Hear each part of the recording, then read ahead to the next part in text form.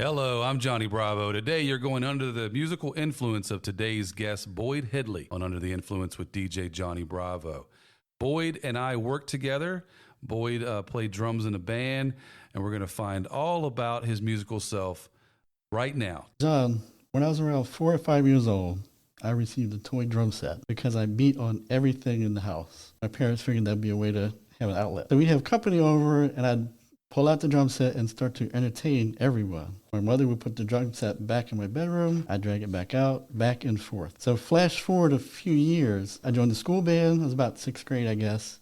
I was able to start actually playing the drum set, and I really learned to play the drum kit in school. A few years later, I discovered that my neighbors had a band and no drummer. I got up the nerve to walk over one day, and I was like, hey, you guys have a band, but where's your drummer? Before they really said anything, and I'm not remembering everything they said there. Well, I'm a drummer. And suddenly I was in a band, and that started 20 years or so of a musical career playing all over, playing everything from gospel to Southern rock to jazz to R&B, funk. That was my life for just a really long time. So Boyd, beating on everything in the house, back and forth. You're a drummer now. You're in a band. And the band's name is the Avengers, is that right? A few iterations. So actually the band that I'm describing right now turned into a band called the Avengers. Many years ago, probably has a little more significance in the entertainment industry.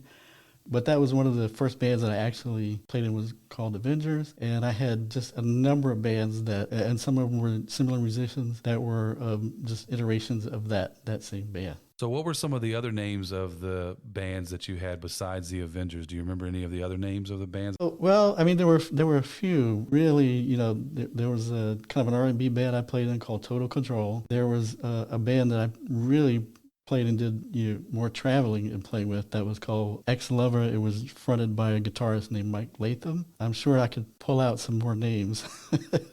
There were a few. Some of those are really like jazz ensembles and trios and things like that, depending on what kind of music, that I was playing at the time. And that's just a wide range of music, from Southern rock to jazz to R&B to funk to gospel. I mean, you're just playing everything in the kitchen sink. It's no wonder that you were beating on everything in the house just to get the, rhythm for all of those bands. Well, I just had to let it out. And that's true. The gospel band, some of my schoolmates had a gospel band. Again, this seems to be a common problem. They didn't have a drummer, so they approached me one day and said, hey, we want you to play in our band, our gospel band. Now, I will tell you one little thing about that group was called the Bells of Joy. Really a great group of musicians and singers growing up in the country in Virginia. That was the first band I played in where we were going out to black churches. I was the only white member of the band. We really played. we had a really great band. But it was always an experience whenever we went to a new church, especially an old Southern Baptist church. We took a little getting used to for them. You grew up in Virginia. What part of Virginia did you grow up in? You were out in the sticks, but you weren't really out in the sticks. Is that right? I thought we were in the sticks. Northern Neck, Richmond County, miles from anywhere. I'll paint you a picture. When I was waiting for the school bus to come in the mornings, I was looking across a cow pasture, and there was nothing for a cow to jump the fence. So we were in the country. Just traveling around with these bands. And a lot of people don't realize that, when you're playing in a band like this, now it's not that big of a deal. But back then, all this stuff going on regionally with the sounds, where nowadays, you just get in a band and you're playing all kinds of stuff. They really don't have a label. But back where you were in the area that you grew up, it was more about, like, this is the area that we're coming from. So, like, for example, like REM, coming out of Athens, Georgia, that's like a big southern area, kind of close to Atlanta, but people don't realize the kind of regionality that music has, right? Yeah, well, that's true. Most of my early playing in a lot of just venues that were Southern rock, it definitely makes a difference what you're playing depending on where you are. We played a lot of Southern rock. We had played a lot of like Clapton, things like that. And people really appreciated that because you could play a little bit of country, and they loved that. We're playing the Eagles, we're playing Leonard, Skynyrd. You don't want to veer too far into pop when you have an audience that's really, loves their Southern rock. While we're on the subject of that, let's go into music discoveries. When did you first discover music? Basically, every morning, waiting for the school bus to come, we had the radio on. Now, my parents were big country music fans. So growing up, I listened to a lot of country music. I was not a big fan. all the time. At least not then. It really wasn't until later that I started to gain an appreciation for just great songwriters. People like Chris Christopherson, Willie Nelson, Johnny Cash. Those guys are really incredible songwriters, incredible singers. The older I got, the more I appreciated the song and the storytelling. Put those three up along with someone like Leonard Cohen, who's completely different. You've got some really great songwriters and just songs that, stand the test of time. Yeah, we talked a little bit about this, how big of an influence country music had on both of our lives. I always say that I hate, not that I hate country, but something that I would not play DJ and or classical. And you are kind of in the same boat with that. Not that you really hated country, but you didn't realize that you liked country as much as you do. The influence of country, and that really goes back to how music developed probably over the last 120 years. I grew to really like a lot of blues and a lot of country, and I started to realize that these music influenced the bands that I was listening to growing up. It wasn't just country is just, like an isolated, kind of a genre, and it didn't have influence. Country, blues influenced country influenced blues, all of that created jazz and blues and the kinds of country music that we probably grew up listening to. But there were roots that were really deep in all of those styles of music. And when you really look at it, you realize it's all the same melting pot. Look at the Rolling Stones, and they idolized and loved Moves by acts like Muddy Waters, the blues guys. They love that stuff. But now if you talk to somebody about the Rolling Stones, they probably really don't remember or have no idea that some of their biggest influences were really the great blues players of the 40s and 50s and 60s moving into the 70s. Yeah, you really see those musical influences with the Rolling Stones and other bands from the UK, even the Beatles growing up on a lot of those blues singers and songwriters as well. And then country with that PBS special on country, you look at the June Carter sisters, and that father would go out and pay and get the royalties on songs throughout Virginia. Just, you don't really think about the blues aspect moving into the jazz aspect with the country aspect. A lot of people don't think about that. You're playing all of those, beating the drums and setting the tone. That's basically one of the instruments that they talk about a lot in that country music special was, the drums. Regardless of the genre of music, drums, and you really want to go back. The further you go back, the more you're going to hear a drum beating a rhythm. Because the rhythm of the drum is really your heartbeat. That's one of the things that either is great about drummers, or sometimes other musicians say, don't play so fast. The more energy you get, sometimes the more excited you get, and then you have to be able to contain that. But at the same time, drums really are the heartbeat of a song and a band. There's a really good documentary, That Beat Goes On or something like that, but they talk about Charlie and some of the other drummers, and you really don't have the appreciation for the drummer because they're the ones in the back. They're sitting in the back of the house, and you're like, what's the big deal? Who cares? But they really are keeping the rhythm, and they really are thinking about the timing. They really are thinking about the band. With Charlie and the Rolling Stones, he's just back there doing his thing, sometimes not even cracking a smile, and sometimes he was, but he was just on it. I know that's one of the drummers that you idolize. Is there any other drummers out there? This is a side question that, you really idolized back in the day or thought about or got your style from. Well, when you mentioned Charlie Watts, he always said he was a jazz drummer. You'd never know that by just listening to a Rolling Stone song. But he was a jazz drummer. That's how he sort of approached the instrument. There have been so many, but one of the things I really became interested in growing up and playing music was the roots of that instrument. But I will tell you, in jazz pre-rock and roll, there were really three drummers that were considered the cream of the crop, the best drummers in the world. And those were Buddy Rich. Everybody knows about Buddy Rich being a really flamboyant drummer. Gene Krupa, probably everybody remembers or they know the song Sing, Sing, Sing. That's something he was really known for, is, just being very flamboyant and an entertainer. Louie Bellson was one of the best drummers that just ever lived. He also did something really interesting. When he was about 14 years old, he drew a picture of and then later invented and pioneered the double bass drum technique. Just the whole idea of having two bass drums, more range in the instrument, and that gave birth really to heavy metal. He was the drummer that started that, and every drummer that played any kind of thrash metal, they owe Louie Bellson a lot to their style. He was a great drummer.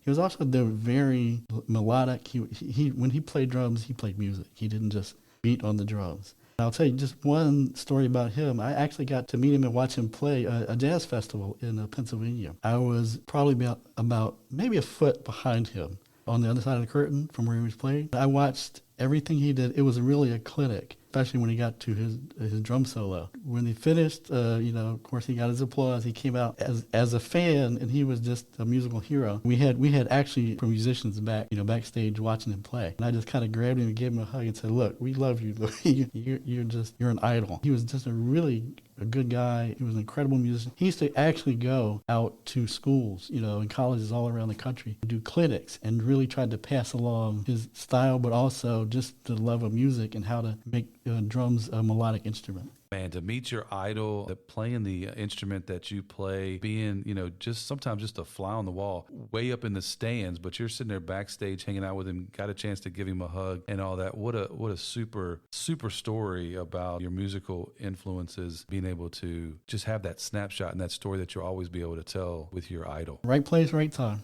What was your first song that you remember? First song, when I think about listening to music, I think the earliest song I recall was Mama Told Me Not to Come, which was by a band called Three Dog Night. Of course, years after listening to that song, I became a fan of the band. As I'm thinking about it, I think it might also be Hotel California by the Eagles. I had an aunt that just passed recently. She had Hotel California. She had Tom Jones album. She was a pretty hip aunt, her musical influences. And one of those two songs I just have a memory of listening to both of them. I'm not sure which was first. It's funny that you mentioned Hotel California. That's like one of my daughter's favorite songs. I don't know if you've seen the Shang-Chi movie. I won't ruin it for you, but there's a really funny thing about Hotel California in the Shang-Chi that you'll have to look for when you go to watch that movie. Those guys, man, the Eagles really had it together. They are really great songwriters. All of those songs that they had out, like that album, especially Hotel California, the music was great, but just listen to the lyric. Those songs were really deep. They had a lot of meaning, and I think that's why they're still being played today. You're absolutely right in that. They still are being played today, probably just as popular as they were. I mean, they're still touring. I believe a lot of their members have passed on and have gone to other bands, still playing music. So that really speaks to the history of the Eagles and their songwriting. Their harmonies. They had really great harmonies that they would always come with on their records as well. Yep. They were a complete band. They really were. All right, well, we're going to take a pause here for a second, and we'll be right back. So hang on, Under the Influence.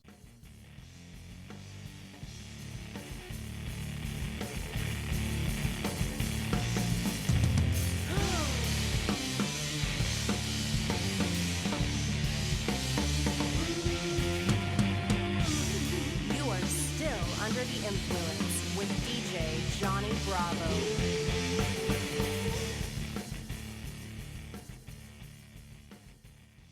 We are back. I'm Johnny Bravo. You're going under the musical influence of today's guest, Boyd Headley, on Under the Influence with DJ Johnny Bravo. All right, we're going to talk about that long-distance dedication, Boyd. So we're talking about the Eagles. I'll just say, usually I was on the play this song side of the dedication. So, we always had people say, play my, whatever the song is. One of my favorite to play for people was Desperado.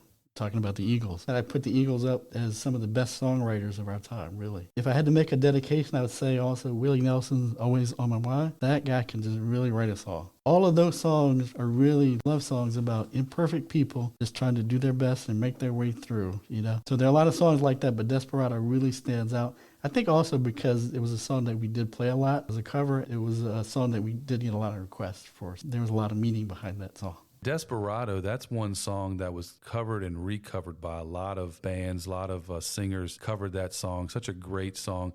Willie Nelson, talking about that documentary that we were talking about earlier with the country music, such a great songwriter. He finally, after so many years, somebody talked to him and said, don't sell your songs. You're not making any money. You want to keep that song, keep those royalties. And he was able to do that with the Patsy Cline song. He's still around today, probably because he listened. I don't know if it was Chris Christopherson or who it was that told him, but one of his buddies said, hey man, you need to keep those royalties. That's a big thing that you don't understand in the music industry. You're not making money unless you're writing those songs or you have an impact with those songs. And Willie Nelson was one of those guys. Yeah, I remember that. He gave away some of his songs. He made up for it over 8 decades or so. He definitely did make up for it. We are better off if you think, you know Willie Nelson and you're just looking at him and what he looks like today. Take a look at him from back in the 50s and 60s. He's had a career like a Johnny Cash, where he's just been in every single solitary decade that we've had, and he just continues to go strong. I mean, he's still releasing albums and singles even to this day, which is just an awesome thing for a songwriter and a singer. Yep, definitely. Just ask one of his good friends, Snoop Dogg. He's a good guy. When you can say you got a friend in Snoop Dogg, you're speaking pretty highly of your friends when you say, hey, Snoop Dogg is my buddy. You're definitely crossing over the generation gap there. We're going to talk about concerts now, and what's your first concert that you went to, or the first concert that you might remember? I remember it like it was 30 years ago. So the first concert I actually remember going to was the Molly Hatchet Flirting with Disaster tour. It was May 9th, 1980 at King's Dominion. So it was close here locally. I'll tell you, the thing that really stuck with me for all those years was when I first heard Molly Hatchet, that first song, the first drop of the drum beat, the band was so tight, it sounded just like an album. You couldn't really tell the difference. They were just such good musicians. You really, it was just surreal. Like I was inside listening to the album, but it was a live concert event. It was just a very powerful experience. Yeah, I often go on Setlist FM on the web and look at concerts at various sites around Richmond, Kings Dominion being one of them, and looking at some of those shows, just thinking, man, if I could have just been at that show or this show or that show, just a fly on the wall. But when you are releasing an album, you are like on fire. You have that number one album, or it's climbing up the charts, and you're doing a show and you go to that show. It's nothing more powerful in the world than having that experience with that band, even remembering somebody that you might not think about in your mind's eye, like Molly Hatchet. That was a pretty special concert for me anyway. It was really not only the first concert, but I actually went with the band we were talking about. It was part of that experience was sharing with other musicians, and part of it was just seeing a band of really that caliber. On top of that, being first time at a live, especially outdoor kind of a concert event. We're going to take a look at music purchases now. I'm not sure if you remember what your first music purchase was. Was it a tape or a vinyl or stream? And there's all kinds of ways to get music now. What was your first experience with getting something at the music store, the record store? Referring back to my earlier comments of listening to a lot of country music, the first album I purchased was vinyl. It was AC/DC Back in Black. I had been listening to country music on the radio, ready for school, all that for a few years. Put the needle on that record. All I can say is that changed my perspective.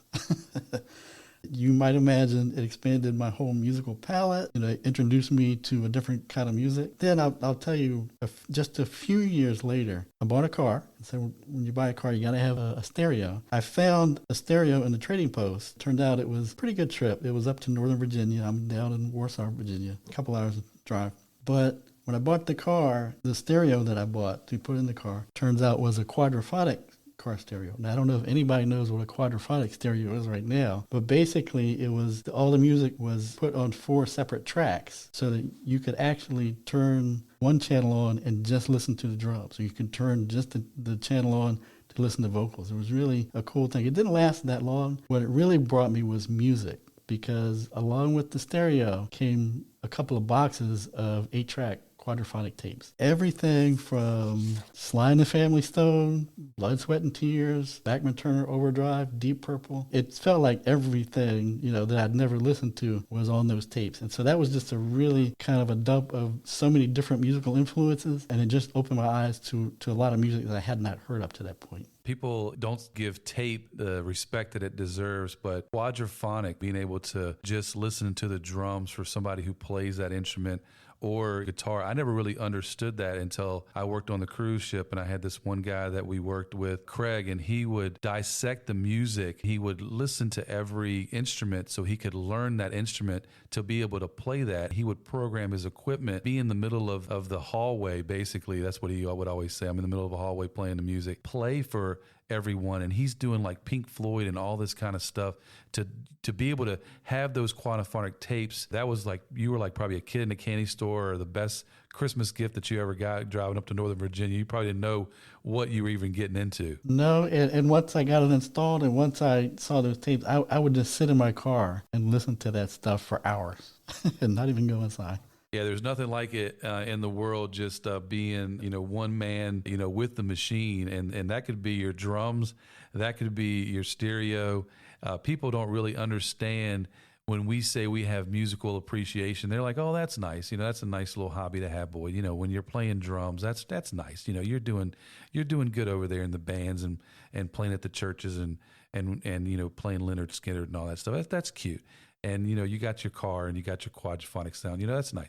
They don't understand the level of commitment that we have and the passion and the love and the admiration that we have to this thing called music, why we're pointing to it. It's just such an awesome thing. I'm sure, like I said, that box opened several worlds for you. Yeah, that was a totally unexpected gift. But also, every one of those tapes was, like I said, it was like a new world. It really was. It was stuff that I didn't know, even what to look for sometimes. So it definitely opened my eyes up. It did that. It helped me to appreciate, though, also, this is, as a profession, it's a lot of work. All those bands I'm talking about, people think that playing in a band, even, just a small band, takes a lot of work, a lot of practice. When I was at a certain point, I was, transcribing all the songs that I was playing, because that was helping me to be better at what I'm doing. But that was like all day, all night. There really wasn't a lot of extra time. So all those stories about the rock and roll life is really, it's a work. It's a job. Yeah, and it's not a 9-to-5 job either. It does take a lot of work. Did you take any of those influences from that quadraphonic box? You said you jotted them down. Did you take any of those things back and incorporate it? I don't know if you were in a band at that time or if you were playing drums at that time or not. Did you take that stuff back to the bands, or did that kind of seep into the bands that you were playing with? How did that box of music kind of not only expand your mind it probably just blew your mind, but how did it expand it, going into your bands and playing the drums and stuff like that? Every song I heard, I absorbed, so like you listen to Sly and the Family Stone, you can't forget that. You can't unhear that. So whatever kind of music I was playing at the time, I always try to bring out, hey, let's play this song, even though it's not necessarily, our genre. We had a female singer was like, let's play this as a great, vocal, a great lyric. I always try to do that. I was always trying to reach out a little beyond, what we were doing at the time. But that was just, what I liked. I just wanted to play what I liked. Usually it worked out because, again, music is a family. Even if it's a little different genre, it's a little different style, you find that, the roots are the same. Talking about, your first purchase there, the AC/DC Back in Black, I sometimes don't know why. I don't give AC/DC the credit that they deserve. When you play that album on vinyl and you have a pretty decent copy and a pretty decent sound system, speakers make all the difference. A lot of people I just hooked up whatever kind of speakers. I had my wife's cousin do that. I went out and bought her a pair of speakers. Like, you need a pair of speakers to listen to your Pink Floyd. You like Pink Floyd, you need to get a good pair of speakers. AC/DC, the same thing. Playing that on a system on vinyl, and you got good speakers, and you're listening to that. Those types of things just kind of blow you away when you can hear the hi-hat, or you can hear, the bass guitar. You can hear the screeching and the singing, or whatever that is. I mean, it brings out the spider sense. It brings out the hair on your arms and get those goosebumps. And you're like, what in the hell is this? What just happened? Right? It's like, I just crashed into AC/DC or whatever this latest thing is. Yes, that's exactly right. I mean, for me, that's exactly what happened. They really knocked me out. When I first heard AC/DC, yeah, you just had it's like you just crashed into this wall of music and energy. Maybe you thought you heard it before, but, they captured it on vinyl. And like you say, when you capture something on vinyl, it's almost more real than real sometimes. Yeah, and people don't also realize either that when you're in a band and you want a record, you want to have that thing that you sell at the show, you want a T-shirt, or you want these things. Back in the day, people don't realize now you can just go and you're on Apple, snap your fingers, and you're doing stuff. You can do it at home. A lot of things you could do at home, but it was all tape and this and that. Trying to get that track out or that tape out or whatever it was, Did you guys, in any of your bands, in the Avengers or any of the other bands, did you ever record any material and actually put it out on wax yourself? I actually didn't really market anything out.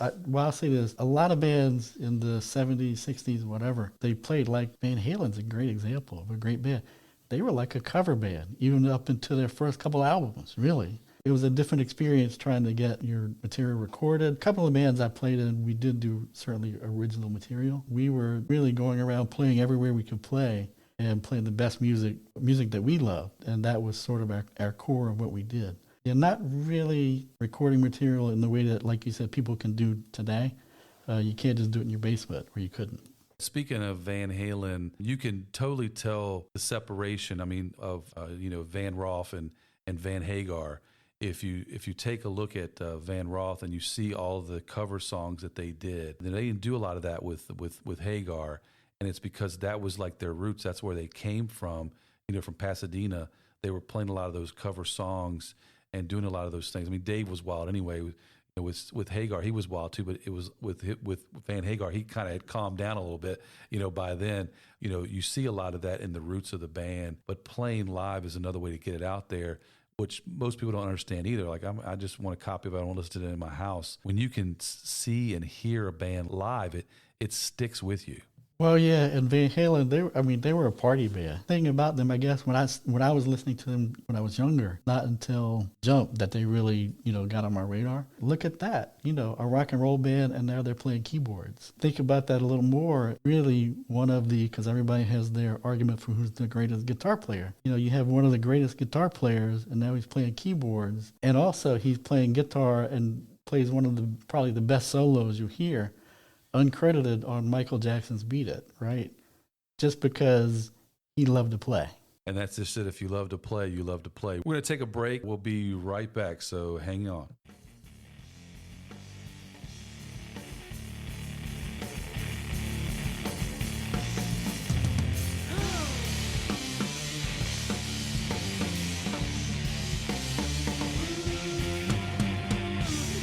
You are still under the influence with DJ Johnny Bravo.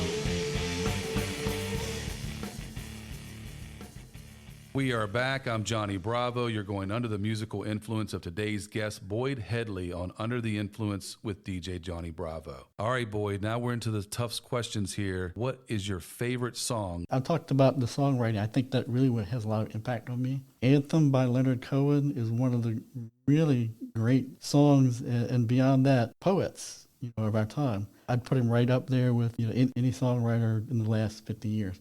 Anthem, if anybody hasn't heard that song, there's a lyric that really goes pretty deep for me. And basically what that is ring the bells that still can ring, forget your perfect offering. There's a crack in everything, and that's how the light gets in. That was a really deep spiritual kind of lyric. When you listen to it, I think the older you get, the more you listen to songs like that, the more you really appreciate what the meaning is behind. However, any Leonard Cohen song is tied for that.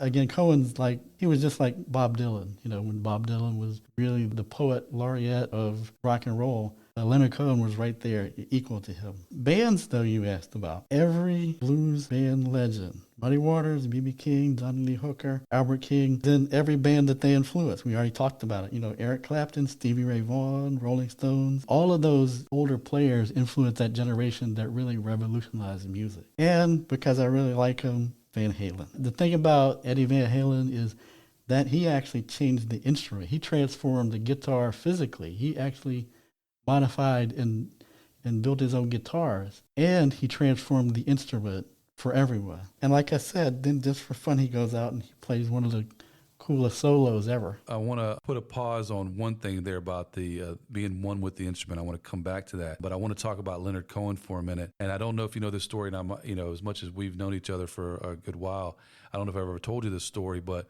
if you've ever watched the movie Pump Up the Volume with Christian Slater, he plays a pirate radio DJ, and his name is Happy Harry Hardon, because that's where the school that they went, the initials of the school was HHH, so he decided that was going to be his radio name, Happy Harry Hardon.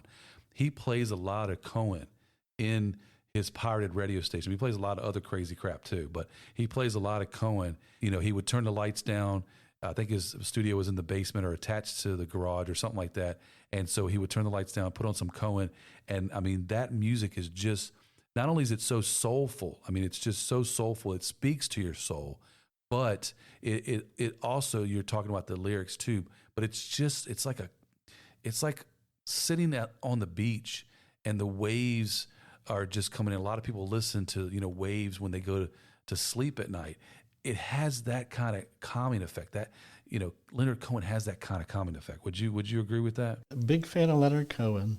And I kind of caught him late, later in his career when I really started to appreciate him. But yeah, I mean, the lyrics that he writes are really a story that all of us could tell. And by the way, I learned something today. We'd never talked about Cohen. You could take any of his songs and you'd have the same reaction. Hallelujah, Anthem, Dance Me to the End of Love. Every song he wrote and sang was just epic, I think. And it just moved people. And that's why he's probably one of the most covered songwriters of ever. So yeah, I definitely had that same experience. He's at the top of the list. There are just so many good musicians and there's so many good songwriters, but very few people reach the pinnacle. And he did that. We're still talking about him. That's right. We're still talking about him. The other thing about that song, Hallelujah, that people don't understand, and sometimes people don't understand with lyrics and music, and they just, I play it, I like the beat, and da-da-da-da, and I just want to hear, the drum line, and they're not really listening. Sometimes they're not really listening to the lyrics. Other times they're listening to the beat, other times. But the song Hallelujah, and there's other songs. I think the song Take Me to Church, people play that as a spiritual song in church. And if you really listen to the lyrics for Hallelujah, or Take Me to Church. And if you knew what the song was actually about, if you read what Leonard Cohen wrote the song for, and you read the Take Me to Church song, what they actually wrote the song for, you might not be playing those songs in church. That's something that sometimes I think is lost in translation with, music that people don't really understand. And, we're sitting there going, why are we playing this song? You don't have the respect for the song. Why are we listening to this song right now? You know what I mean? It's like, this is not the time.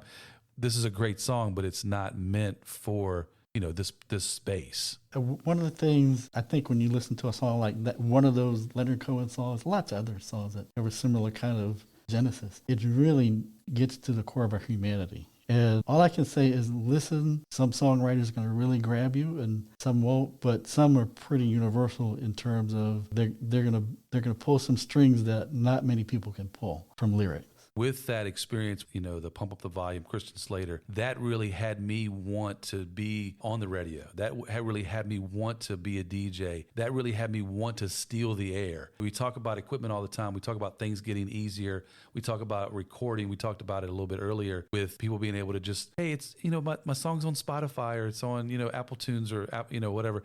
We would kill for a tape or a CD back in the day, but I put a pin in it. And this is what I want to come back to, because you talked about Eddie Van Halen, and you talked about how he transformed the instrument. People that love the music and love the instrument, sometimes they understand, but the people that are out there in the general public, they don't understand. He made a whole guitar, and you were telling me a story today about something that you made. Hopefully this isn't your end. I don't want to steal the thunder from the end. Can you talk a little bit about you transforming your instrument? Because you talked about it earlier with someone transforming and designing the bass drum and revitalizing, metal music as we know it. You did something that had an impact on someone else. Can you elaborate on that? So there's a little bit of a story there. One of the bands I played with were based out of down towards Virginia Beach. At some point, I had, through musician friends, we had gotten together with a couple of the Wooten brothers. I don't know if you're familiar with the Wooten brothers, but they're very well-known musicians. Victor Wooten has played all over the world. He actually plays with a band called Bella Fleck and the Flecktones, and they've been playing, I think, for 30 years together. And he's one of the great bass players. His brother, Roy Wooten, is a drummer. Actually, he had an interest early on, in terms of utilizing technology to improve the instrument. And so think back, in the 80s, there was a lot of things going on with drum machines, electronic drum set, that whole kind of technology and that wave of instruments was happening back in the mid-80s to early 90s. Well, actually, so you mentioned earlier concert, Miami Sound Machine. I saw them too at King's Dominion. And one of the things that happened is I think the drummer was featured and they came out to just sort of, just not really solo, but just to kind of add to the entertainment aspect. But he had electronic, like a drum. Well, electronic guitar, and it was pretty basic, but just he was able to play just the drum beat on this electronic guitar, which basically was a way to tap and play a bass drum and a snare drum on a wooden instrument. So I thought about that and said, that looked pretty cool. I wonder if I could make one of those. That's neat.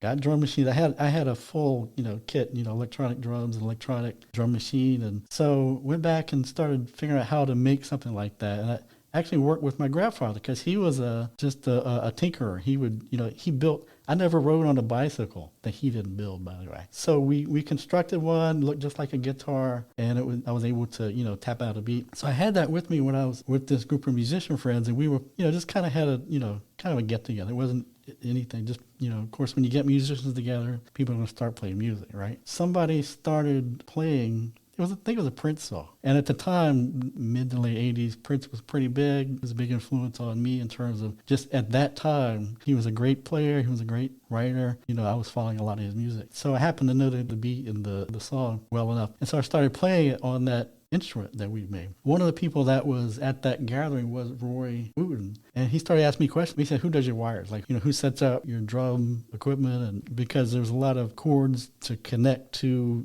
different parts of the kit, and you had to connect that to the drum machine, and you had to put it together to make it make sound. But anyway, and one of the other things he liked, where'd you get that guitar drum? I explained to him, I just kind of made it because there really wasn't anything, out. It wasn't a commercially available kind of a thing. But he said, I'm working on that. He actually had created something. I don't think I know the name of it, but he had created his own instrument to be able to play drums on a guitar device. It's not the same as like a synthesizer that, some people would play in the fashion of a guitar. Thought about that, and he actually went on and playing with Bellson and the Flectones, using that instrument, and he evolved that instrument, by the way, to go from just being able to play, drums on a guitar-looking device to making it very melodic as well. So he really innovated that. But at that time, there wasn't really anything. So it was kind of cool. Think about Virginia Beach. Around that time, this is a little bit before some folks like Pharrell came out. They were from the same area. A lot of the people I was sort of kicking around with at that time would go on to do really great things, but then I kind of got out of Dodge.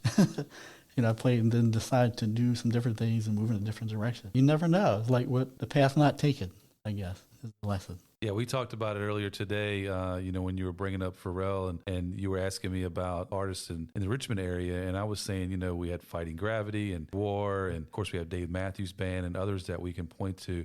And then down at the beach, a lot of, besides Pharrell, you had Timberland and Magoo doing stuff. You had Missy Misdemeanor Elliott. And that's hard to say if you're trying to say that 3 times fast. All of those people, in some way or the other, you probably influenced a little bit because you influenced him and his music, and it pushed their music. And, that's what this whole thing is about. You don't realize how your music is influencing these other folks in your area or outside of your area. You influenced Pharrell, in a roundabout sort of way. And you might have influenced Timberland and Magoo and Missy Misdemeanor Elliott. I'm trying to say that 3 times fast, and I'm not going to be able to. Yeah, I'm not going to try. But yeah, all those people, Pharrell did a lot of producing for all those folks, I believe. And that was a movement, just like people talk about Minneapolis. When Prince was there, it really wasn't the music capital of the world, right? It wasn't the Mecca, but it was when Prince was there. Prince definitely made it the Mecca. With the time, Jimmy Jam and Terry Lewis, they went on to, help Janet Jackson and carve that whole sound out. They were with the time. You had Apollonia, you had Vanity 6, you had, these different bands that he played for. But a lot of people probably don't really realize with Prince how many pseudonyms that he went under and how many songs that he wrote for other people. Sinead O'Connor did a cover of his. The Bangles had Manic Monday. There's so many things that you don't even realize until you start diving a little deeper into the music that you find out these influences influence other people. And that whole movement kind of highlighted earlier the area that you're in and the regionality that you're in, having that impact. And I don't know if it's as much as it is today. It still is a little bit. I look at influences on that I like 21 Pilots, who I've told you about. They kind of still influence the local scene in Columbus, but they're like more worldwide now, and they kind of start quicker. You don't really have that regional kind of following and that regional kind of thing going on. for as long as you probably used to with a lot of these bands, like what you had to do with some of your bands, like the Avengers and others. Music is like an ocean to me. You have waves that develop, and then at a certain point in time, the water becomes a wave, and the wave just washes over everybody. You can see it like you said, the British invasion back in the 60s. You can see it back in the 80s, and when Prince was really riding high on Purple Rain. These were like musical movements, really, and they influenced a lot of people. That just like a wave is made of, drops of water. These waves of creativity, they're an accumulation of a lot of people trying a lot of different things, and then something really catches on, and next thing you know, you have a whole genre of music that, wasn't there. Yeah, I sometimes think about bands that I really like the Beastie Boys or, other bands that I grew up with. Think, really hard sometimes, like, is somebody going to remember this band? Like, this is such a great band, like R.E.M., they broke up, and do people still remember them? And you have people that are still playing those records. I got in the car the other day, my daughter's playing R.E.M. I just had a smile on my face because I'm just like, man, she's playing R.E.M., that's so cool.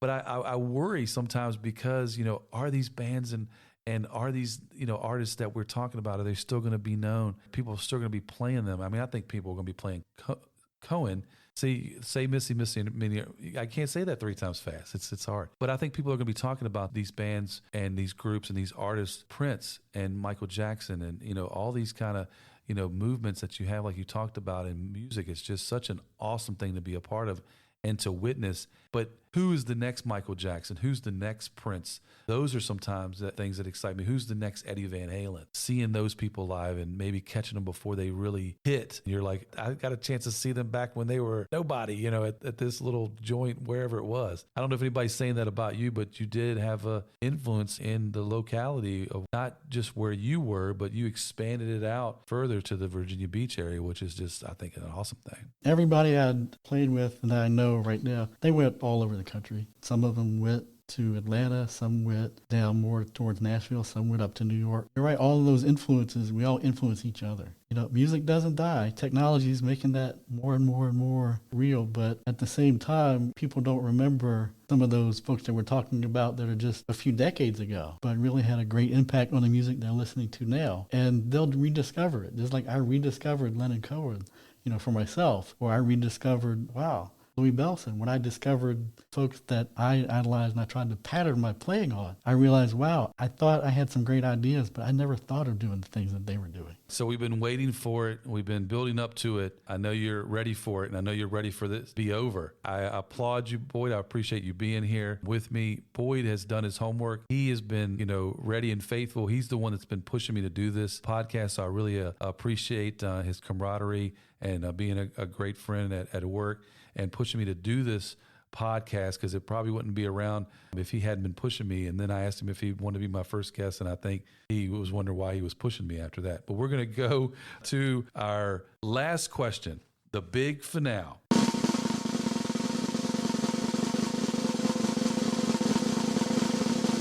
How has music impacted your life? I'll just leave you with this. We've talked a lot about music being more than just about songs and guitar solos and drum beats. I remember just from playing in a lot of different places, I have a couple of really vivid memories. One of those is, in the midst of playing at, different places all the way up and down the East Coast, further out west. One day, we were playing in Natchez, Mississippi, and I sat on the riverbank in Natchez, and I just watched a barge slowly go down the Mississippi River for about an hour. I remember I'd been playing, we've been in this environment where, high energy, and I just sat there and watched that barge go down the river for about an hour. It really changed my concept of time, because it wasn't speeding down a highway or in a big truck. It was moving very slowly. And as I watched it, I felt like time was slowing down for me. Every year after high school, I played with a childhood music teacher. His name was Douglas, we called him Doc Anderson. And so for decades, I just always made that time every year to play with him on New Year's Eve. He was a really great influence on me. I just remember right up until shortly before his passing, we always had that chance to play one gig together. When he passed away, that also changed my concept of time. Music has been there every step of the way, for the slow down and enjoy life period when I was sitting on the banks of the Mississippi River, to mourning someone that was a great influence on my life. This is the impact that music has on Boyd's life. This is the impact that music has on a lot of your lives out there in the audience. You know, this is why we take this passion for this music, and we've talked about these things. I don't even know when was the first time that Boyd and I got together and talked about him playing drums or me being a DJ and stuff like that, but I'm glad we did. I'm glad that we have had those times where we've been able to talk about that. I'm glad that we've had this time today that we've been able to talk about your influences, and I really appreciate your willingness to be my first guest. I also appreciate you pushing me to do this podcast, you know, because here we are with equipment, with microphones. You know, you wouldn't know that we're in a library right now because I guess we're supposed to be quiet, but we are in a room, so hopefully we're not making too much noise. And we're doing this podcast. Boyd's here contributing to it, and I really do appreciate you. Do you have anything final to say before we get on out of here? Just reiterate, how long ago was it that we first talked about a podcast? Oh man, it's probably been, I don't know, maybe a year ago. Does it seem that long? So there again, enjoy it. Time goes by quick, man. Time goes by quick. Music is a part of how we experience our life as we grow older. Boyd kept pushing me.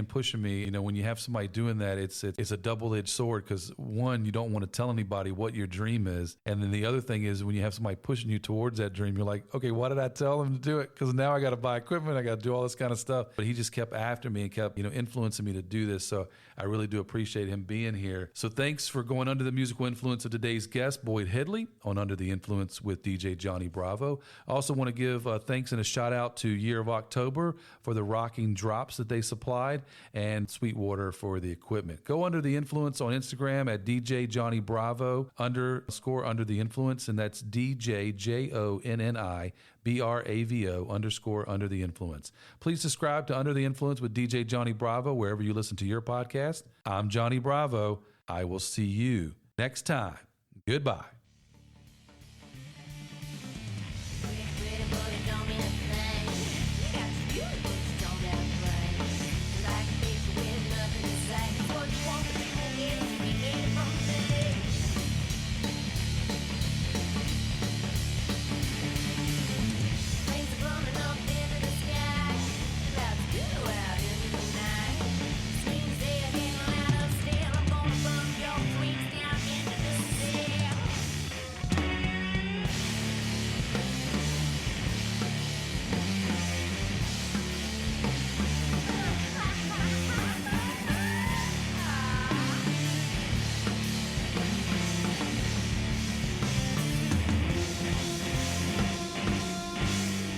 No longer under the influence with DJ Johnny Bravo.